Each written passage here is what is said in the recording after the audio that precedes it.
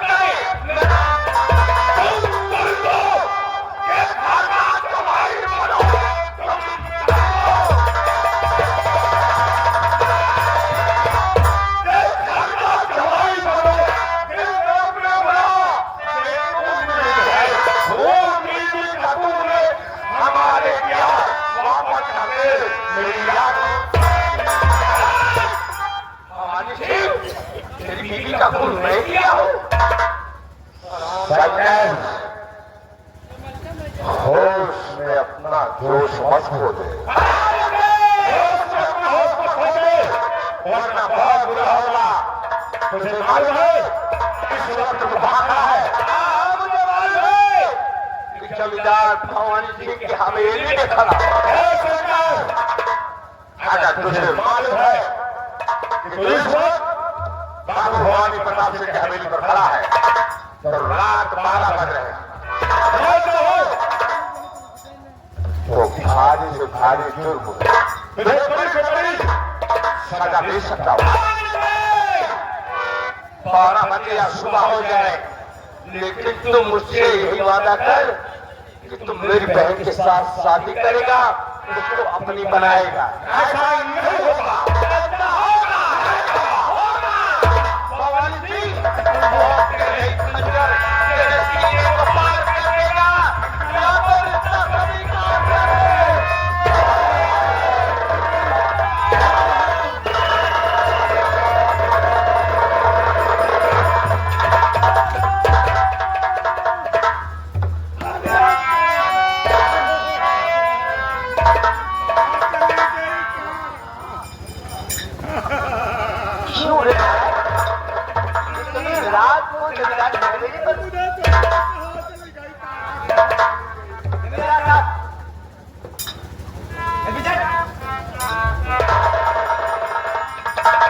जमींदार साहब, ये कौन है?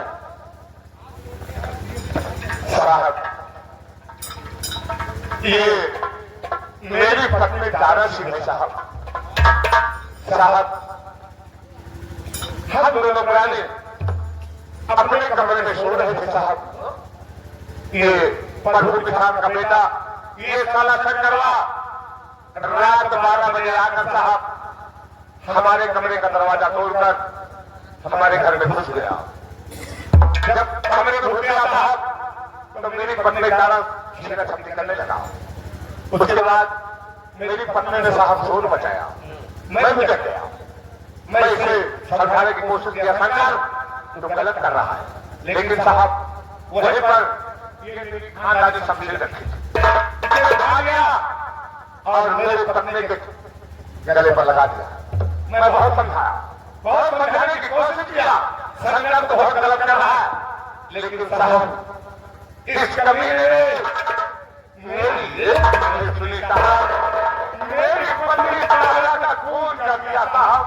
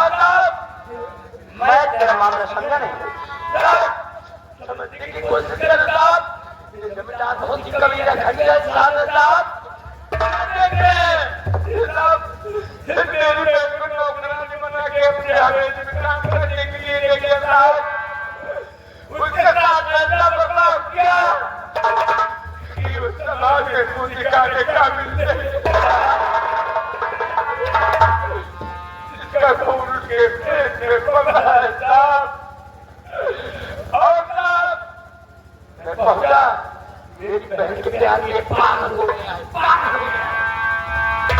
ये मेरी बहन के प्यार में पागल हो गया, अपनी बीवी तारा का खुद ही भूल गया साहब।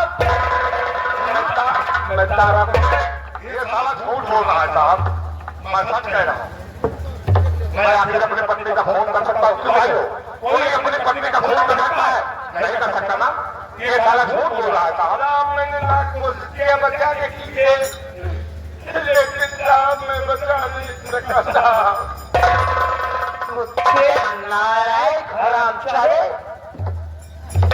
अपनी बहन की इज्जत की भीख मांगने की रात को जब मेरा घर नहीं कर रहा था, और आप ही सोचिए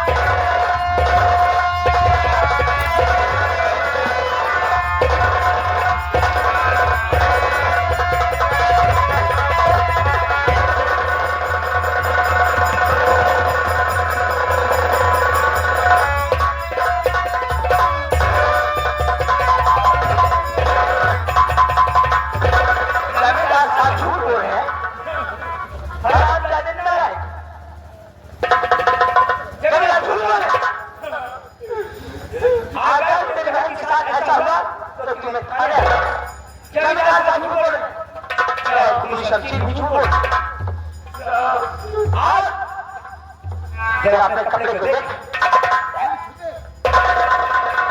क्या एक खून के छींटे भी झूठ बोल रहे कि तू ठुकराई का खून नहीं किया? ये खंजर मैंने छीन लिया, ये खंजर मेरे हाथ में आता, खून के छींटे पड़ गया, मैंने ऐसा नहीं किया।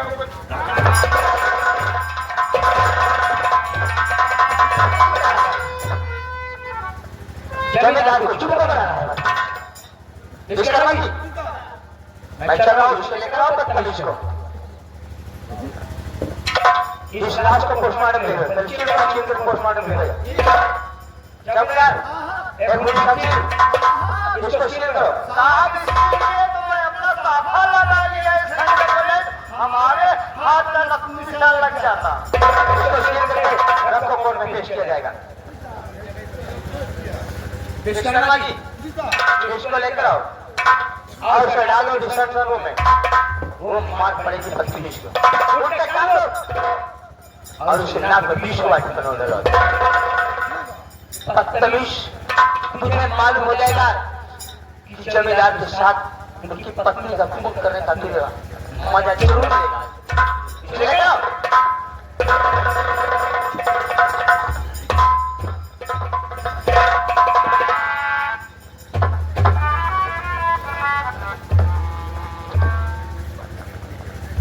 जमींदार भवानी सिंह, बाबू भवानी पठान से तमीज से बात करना सीख लो।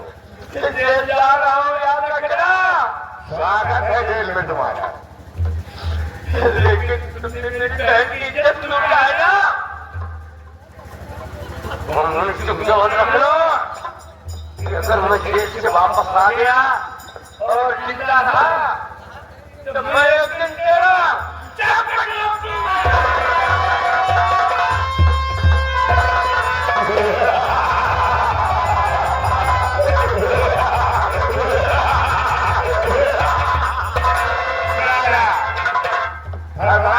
कबूतर की तरह ये तो हम छपड़ियों की एक छोटी सी सफरंगी की चाल है। पहली साल में फंस गया संगरवा जो। देखो हम छपड़ियों की फोटो एक मीट में दो शिकार। मेरी पत्नी तारा मेरे रास्ते करोड़ा बना, मैंने उसकी कहानी समाप्त कर दी। उसकी खोज दूसरे रास्ते पर मैंने कदम रखा, उसे खोज संगरवा साले को फंसा दिया। अब देखना मैं करता क्या, इसे बड़ी से बड़ी सजा दिलाऊंगा, जितनी बड़ी सजा हो सके इसे साले को आजीवन करा सकता हूं। ये मेरा दावा। जमाना आज तक देखा है, वही हुआ जो मैंने कहा। उधर बदनाम उधर हमसे जो टकराया साले को टकरा।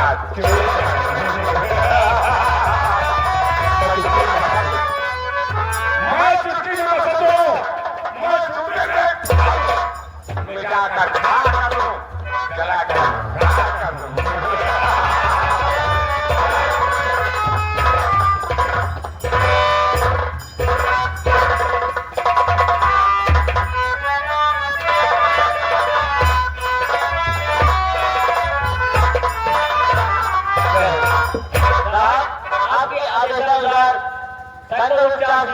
चालान कर दिया।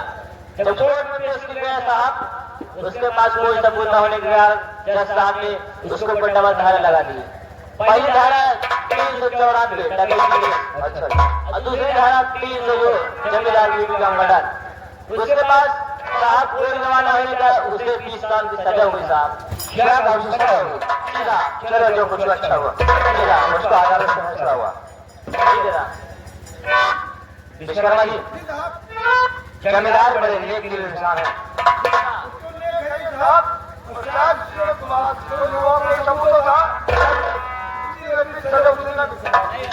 जमींदार का विषय ध्यान दे रहे हैं। देखो जमींदार है, आज कोई छोटी मोटी जमींदार है, बाबू है, बाबू से अक्सर छोटी मोटी हरकत हो जाती है। चलिए फिर आइए।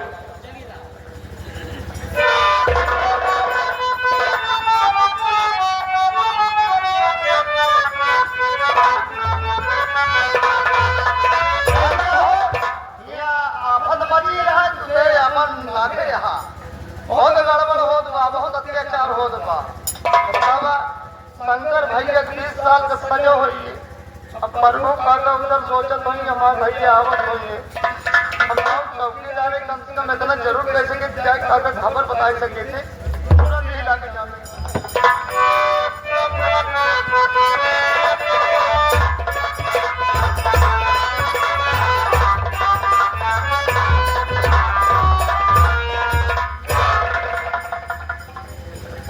भगवान मेरा बेटा जमींदार के हाथ पर गया और अभी तक वापस नहीं आया। ऐसा कहीं हो जमींदार के फंदे पड़ गया है, कोई बात हो गई हो आपस में। थोड़ी देर इंतजार करूं, नहीं मैं खुद जाऊंगा पता लगाने।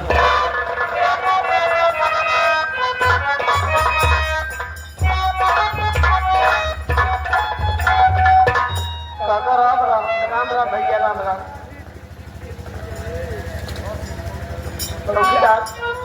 हाँ काका हमें नहीं समझ पाए कि जो अब हम आपसे मुलाकात हो रही तो बड़ा कुछ नजर दिखाई देता है, बड़े प्रेम से हाथ बोलत है। आज का बात है कि हम खाना है सर दादा अरे उन्हें ठगाड़ आई भाई गाँव देश को बात है। काका हमारे घर कौन झगड़ा झंझट ना बन के गाँव से हमसे डरने पुण्य का काका अगर हकीकत बताए दे काका आप जान ले काका आप चेहरा मुरझा जाए काका आपके बात मिले तो हमारा चेहरा मुरझाइए।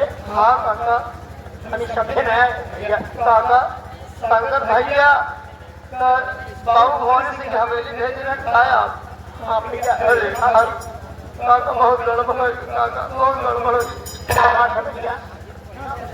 काका शंकर भैया गए बाबू सिंह की हवेली पर बाबू भवानी सिंह की हवेली पे उधर उनकी पत्नी तारा सिंह ने फोन कर दिया शंकर भैया ये क्या कर रहे हो? क्या कर रहे हो भैया? काका पुलिस फोर्स के साथ हम चौकीदार भी पहुंचे थे वहाँ पर काका पुलिस फोर्स और वहाँ पर एक खूनी खंजर को बरामद कर लिए रंगे हाथ इसीलिए काका शंकर भाइयों को 20 साल के लिए सजा हो गया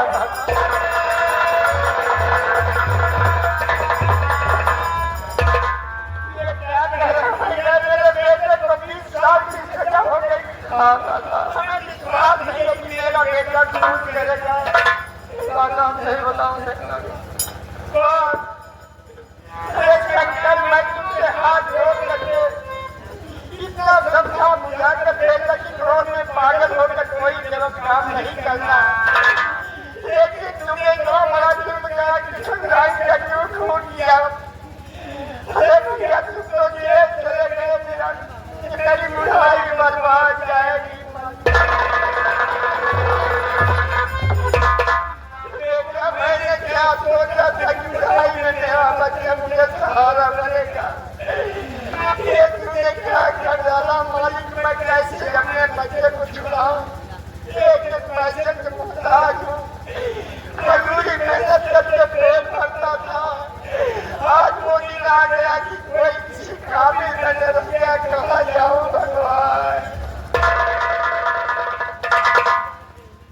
समय बनी रहती है तो नाथ बाप याद दोस्त सब पूछते हैं, समय बिगड़ गई तो कोई किसी का नहीं होता है। भगवान रूठ गए।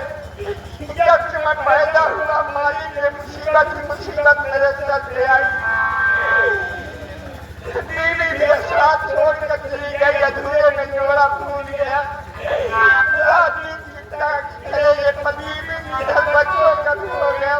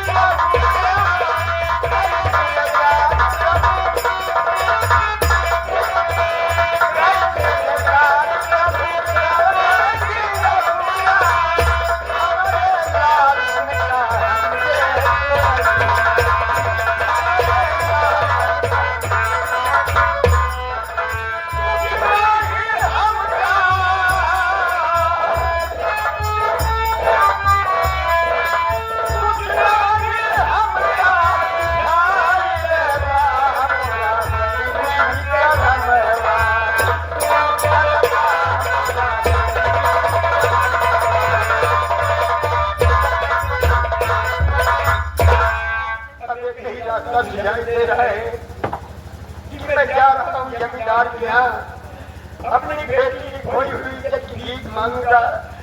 अगर ठाकुर साहब मान गए तुमको निवास कर मैं जेल जाऊंगा अपने बेटे को छुड़ाऊंगा जैसे उनका ठाकुर से हाथ जोड़ करके मैं उससे अपने औलाद के लिए कोशिश करूंगा जरूर मैं जाऊँ जमींदार के यहाँ